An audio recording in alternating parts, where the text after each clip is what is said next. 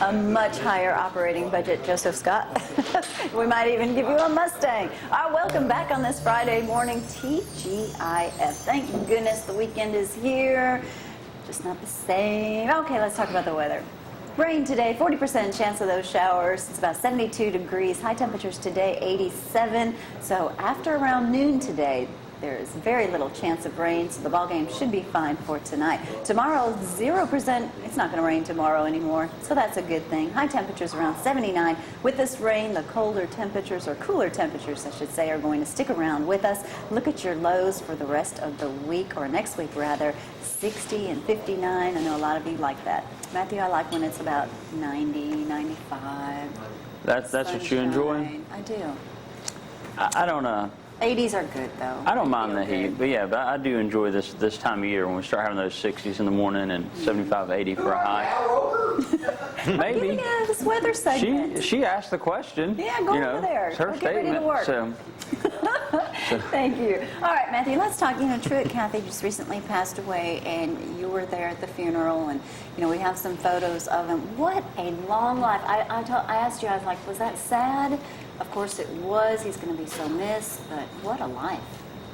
Yeah, it was definitely a sad time, and we're there's a lot of people at the office, operators who've known him for a long time, and just so it's heartbreaking. But I think the thing is, we all rejoice and take hope that knowing when he left Earth on Monday morning that he was in the presence of his Savior, Jesus Christ. So. We can take hope in that, know that the end is not really the end for him, it's just the beginning. So 93 years old, and you were just sharing some stories with us. He was in his 20s?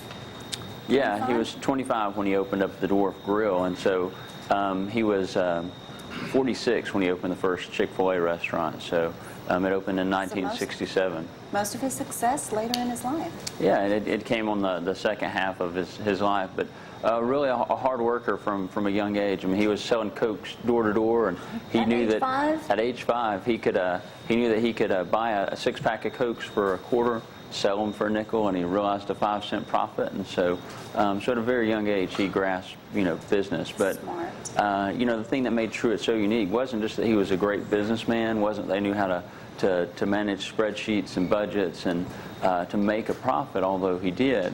It was once he made that profit, what he did with it. Truett was there's thousands and thousands of stories of his generosity and what he's done, and he often said that he found the greatest joy in giving when he didn't expect anything in return, and so he left us a great example of what a real man is, who doesn't just work hard and get business, but he loved his family, he loved his friends. He gave back to his community, and Dan was telling the story of how he always kept a list of people he knew and the needs that they had, and he said, and any time that he had the things to fit those needs, he would take it to them. So,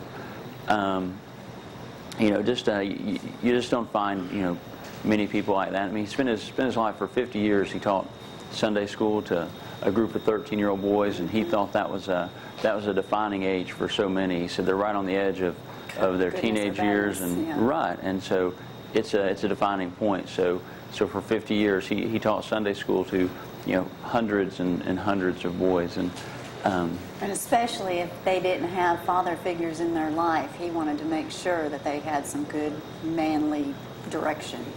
Yeah, I mean, that's one of the guys was speaking at the funeral, and he said, he was in Truett's Sunday school class, and he said Truett, that's what he always modeled for them. He said he talked about it in Sunday school and at times, but he said he truly modeled what life was supposed to be like, and he talked about how he'd lost his parents at a young age, and Truett kind of took him under his wing, and he said he would invite him over to the house to ride dirt bikes. Yeah. And he said but that was just, he told him there would be a garden party to start. And he said somehow his idea and Truett's idea of garden party weren't the same. He said that meant they picked weeds and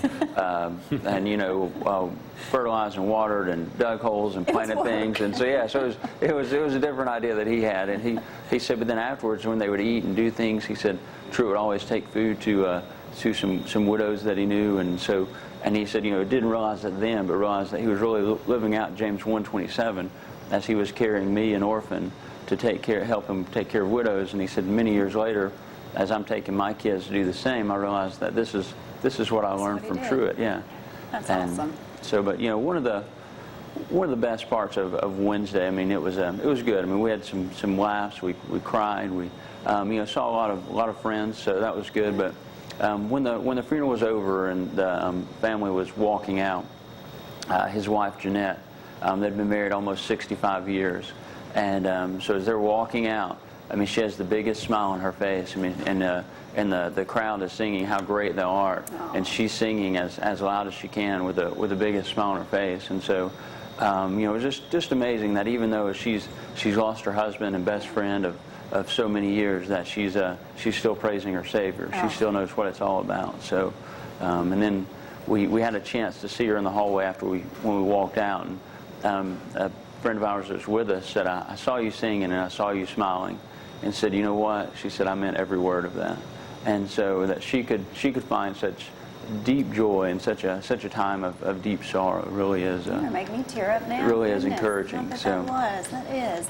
Well, thank you for sharing that with us. And sure. There's some video that you can find on Facebook or YouTube that we couldn't share with you this morning, but go to the page and check it out. It's just really good. Thank you for being here this morning to talk about that. Whoops. That's all right. We're getting ready to go over to Barry Kay for a little local and love it. He is ready. We're moving quickly. We'll be right back.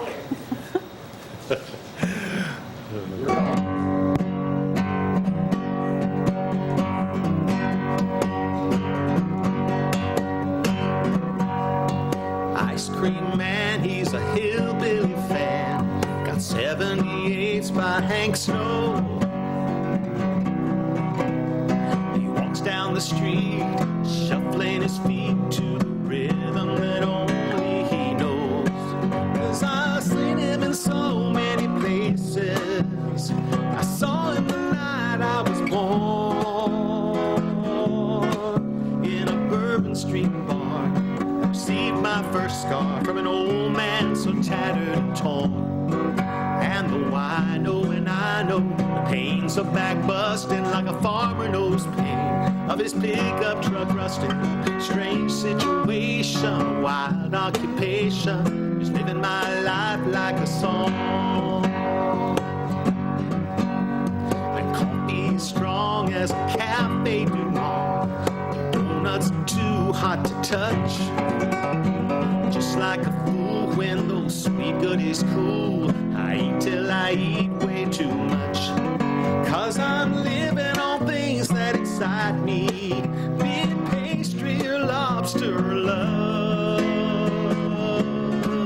I'm just trying to get by, being quiet and shy, in a world full of push and shove.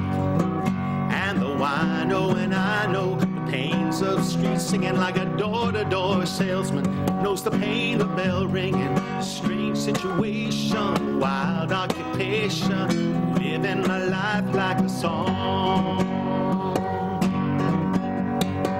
Sweet senorita, won't you please come with me back to the islands, honey, back to the sea, back to the only place where I wanna be.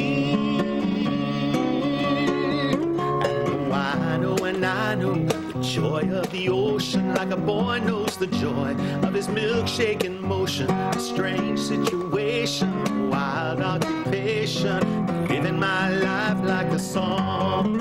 Yeah, it's a strange situation, wild occupation, living my life like a song.